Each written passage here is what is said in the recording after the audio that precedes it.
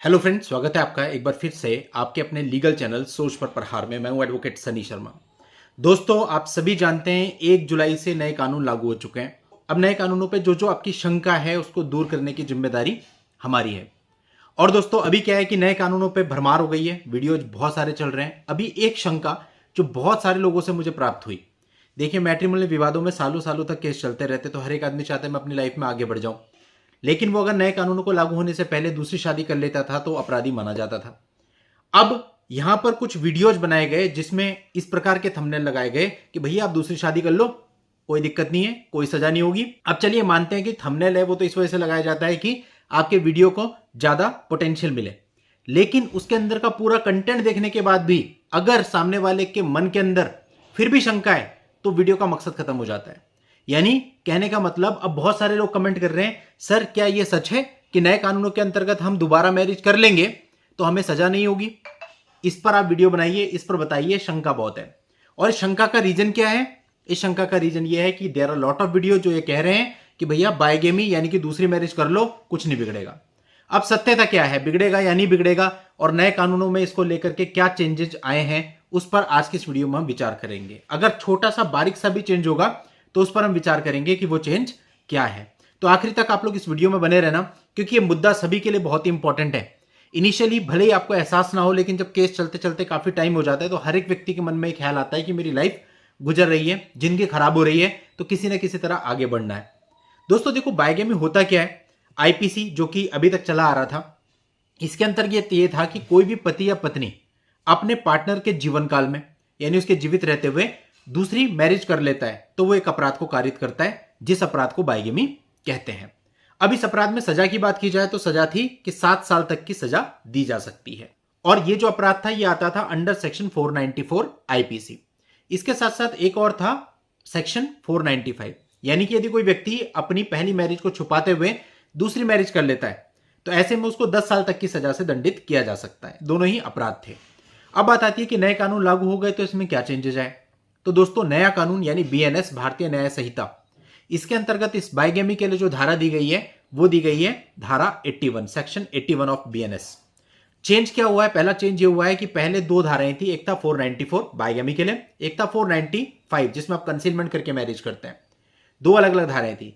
या दोनों धाराओं को एक बना दिया गया, यानी सेक्शन 81 के क्लॉज 1 में रखा गया है बायगेमी को, जो कि 494 में पहले था, और सेक्शन 81 के क्लॉज 2 में रखा गया है 495 के अपराध को, यानी जहां कंसीलमेंट करके दूसरी मैरिज की जाती थी।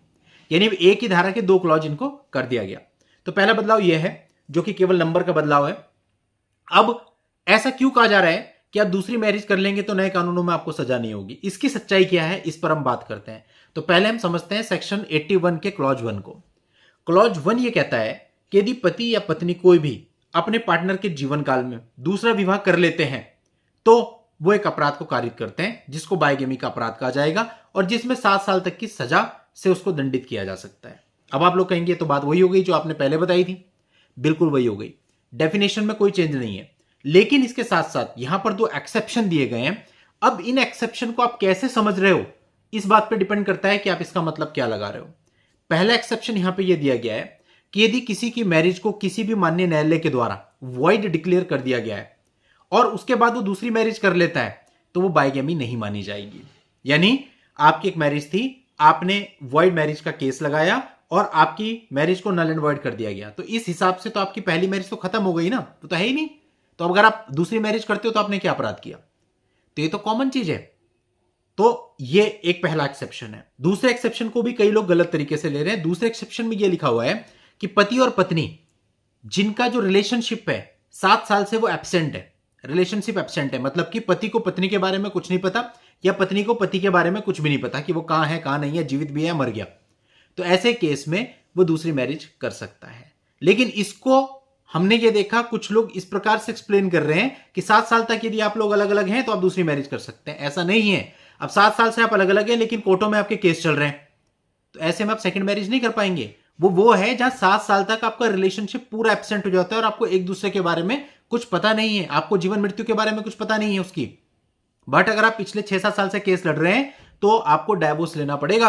आप ऐसे शादी नहीं कर सकते यानी कुल मिलाकर के इन शॉर्ट अगर बात की जाए तो नए कानून है उसके अंतर्गत भी बाइगेमी का प्रावधान वैसा का वैसा ही है जैसे पहले है। और अभी भी अगर आप पहली मैरिज के रहते हुए, पहली मैरिज के चलते हुए दूसरी मैरिज करोगे तो आप अपराधी माने जाओगे। आपके ऊपर सजा का प्रावधान भी वही है जैसे कि पहले था। यानी इन शॉर्ट अगर मैं बात करूं, सारी चीजों को इधर उधर की छोड़ दूं, तो जैसा पहले था वैसे अभी है। तो कंफ्यूज नहीं होना है।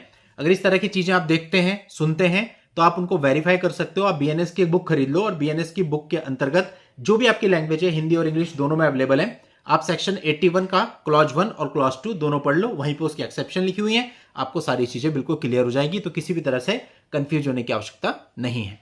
तो दोस्तों आज की इस वीडियो में इतना ही। नेक्स्ट वीडियो में नई जानकारी के साथ मैं आपसे फिर मिलता हूं। तब तक के लिए goodbye and thank you for watching. Take care.